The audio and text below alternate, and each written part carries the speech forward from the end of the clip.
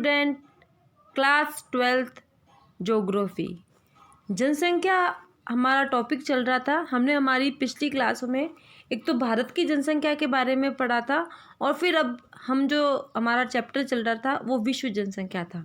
हमने विश्व जनसंख्या के बारे में कई जानकारी प्राप्त की। इसमें जो संघन जनसंख्या, विरल जनसंख्या वाले क्षेत्र, विश्व जनसंख्या घनत्व है ना, विश्व जो जनसंख्या महासमूह, इन सब के बारे में पढ़ा।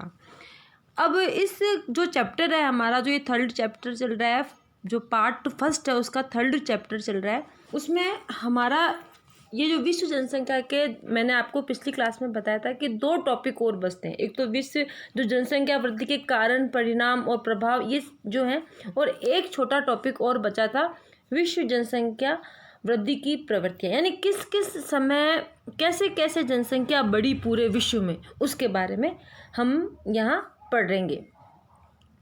ठीक है।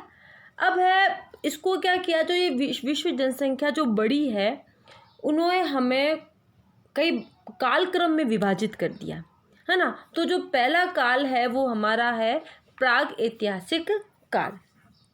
प्राग ऐतिहासिक काल, इस काल का प्रारंभ थोड़ा सा एक कट हो गया है। भोजन संग्रहण आखेट व्यवस्था से माना जाता है। आखेट एवं भोजन संग्रहण पूरा पाषाण काल से स्तनलीय भागों पर ही होता था। यानी उस समय की बात कर रहे हैं जब हमारी जो जनसंख्या थी या हमारी जो मानव जाति जब बिल्कुल आदि मानव के रूप में थी, उस समय क्या करती थी, वो सिर्फ अपना खाना कैसे लेती थी, या तो जो ये भोजन संग्रहण क्या होता है, जैसे फल फूलों को इकट्ठा कर लिया है ना, उनसे, आखेट का मतलब क्या होता है, शिकार, उनसे अपना भोजन व्यवस्था करती थी। आखेट एवं भोजन संग्रहण पूरा पाषाण काल में स्थलीय भागों पर ही होता है था। महाद्वीपों पर बर्फ का कम होने के उपरांत अफ्रीका, ऑस्ट्रेलिया, दक्षिण यूरोप व दक्षिणी पश्चिमी पूर्वी एशिया में मानवीय विस्तार माना जाता है।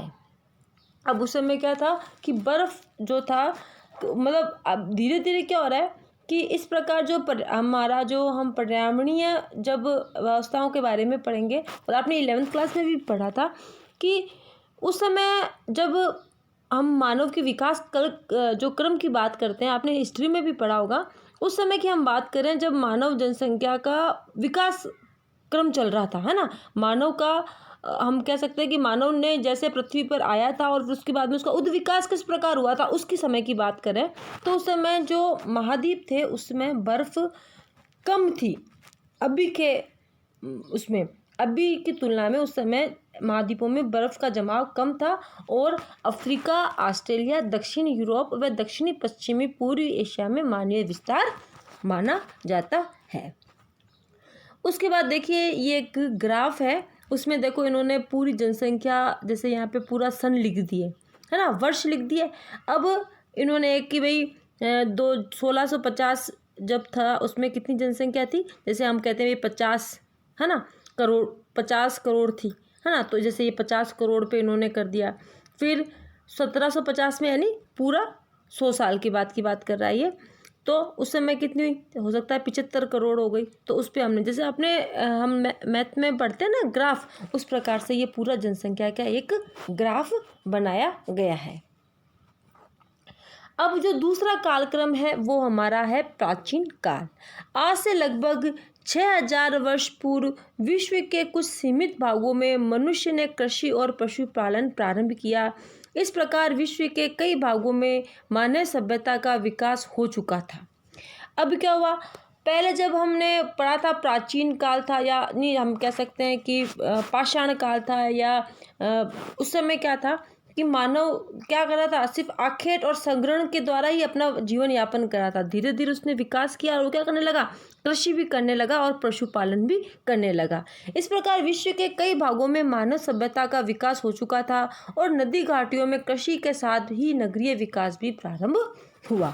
अब कई जगह ऐसा था कि मानव सभ्यता का धीरे धीरे विकास हुआ, जैसे जैसे उसको अपने आवश्यकताओं की सामग्री की मिलने लगी, वैसे वैसे उसका क्या होने लगा, विकास होने लगा। सही है ना। अब क्या हुआ, विश्व के कई जगहों पर क्या हुई, कई मानव सभ्यता हुई, जैसे नदी घाटियों में कृषि के साथ नगरीय विकास भी हुआ। ईसा काल के प्रारंभ में विश्व की कुल जनसंख्या 20 से 30 करोड़ थी। अब मध्य होने का अनुमान लगाया जाता है, यानी 20 या 30 करोड़ के जो ये कालक्रम आपने हिस्ट्री में पढ़ा होगा, ईसा काल, ईसा पूर्व काल, ये उसकी बात कर रहे हैं हम।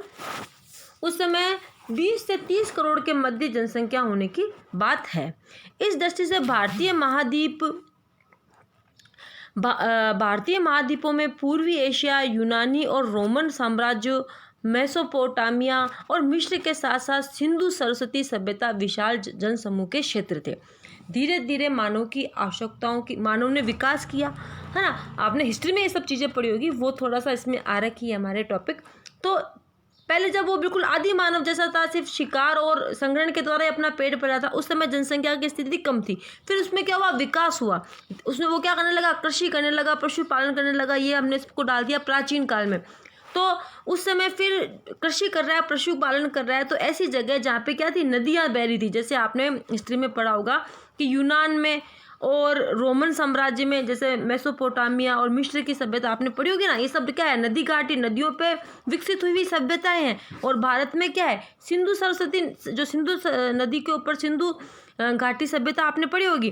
तो वहाँ पे क्या हुआ, धीरे धीरे इस प्रकार की मानव सभ्यताओं का धीरे धीरे विकास हुआ। तो जनसंख्या में भी क्या हुई, धीरे धीरे वृद्धि हुई।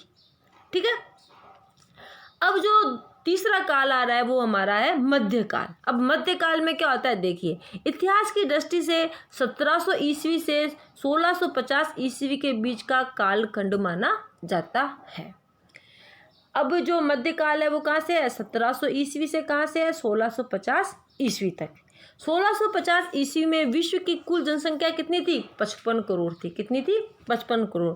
इस समय जनसंख्या वृद्धि की गति अत्यंत मंद रही, किंतु कुछ देशों में अधिक रही। इस समय बाढ़, सूखा, महामारी और युद्धों के कारण जनसंख्या में कमी हुई। देखो,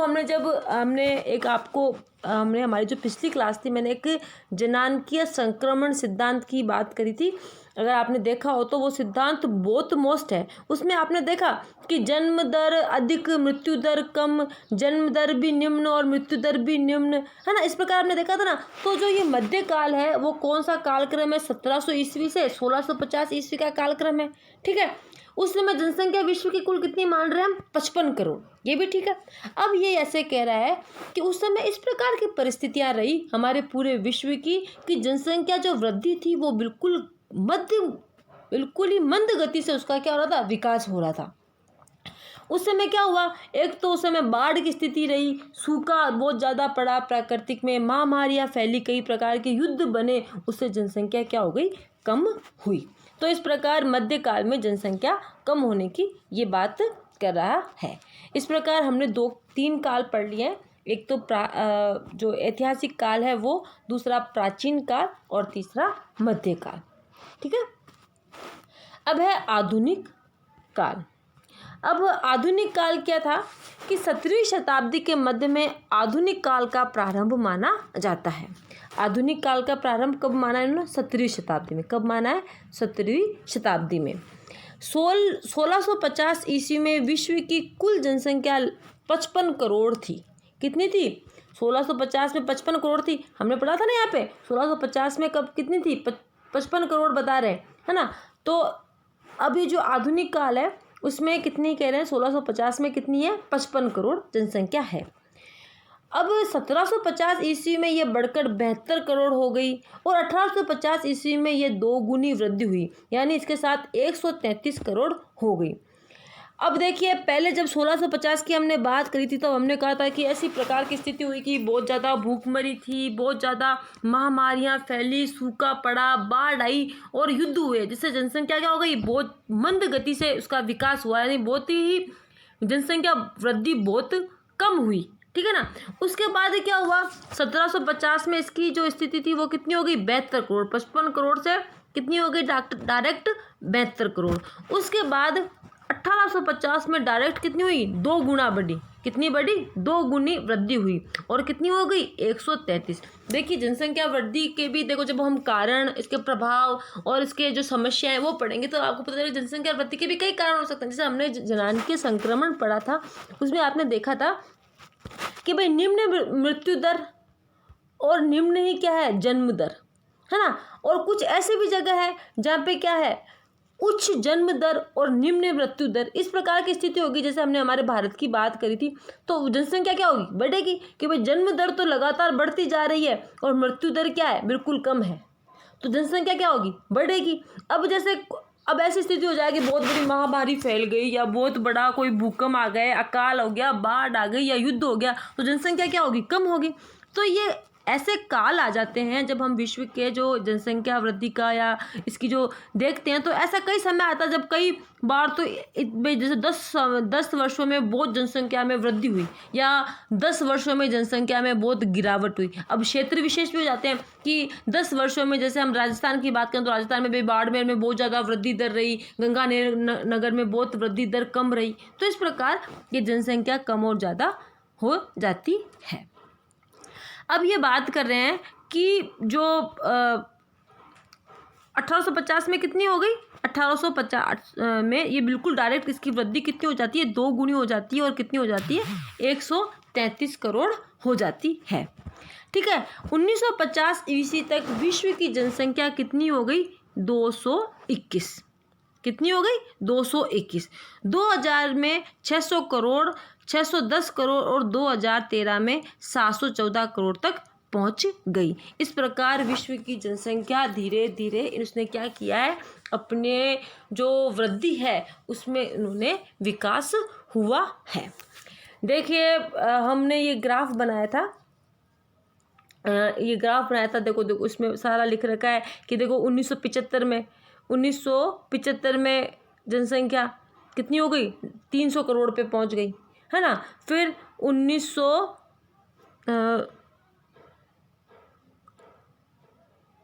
ये मिसप्रिंट हो रहा है शायद, 1975 और ये 1900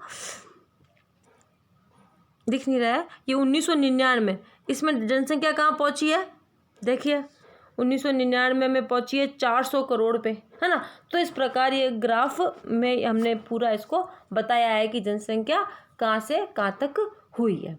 अब देखिए जो हमारा ये विश्व जनसंख्या वाला जो लेसन है ये कंप्लीट हो चुका है।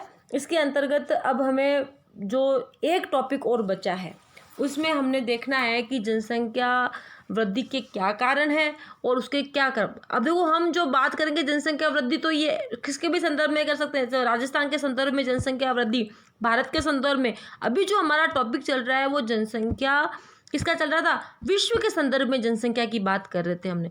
इस पाठ में देखिए 2-3 चीज़ें बहुत मोस्ट थी। एक तो हमने जो महासमूह पढ़े थे, अगर आपको याद है विश्व के महासमूह, जनसंख्या समूह, वो बहुत मोस्ट है, उसे आप मोस्ट पे उसका ध्यान दीजिएगा, है ना।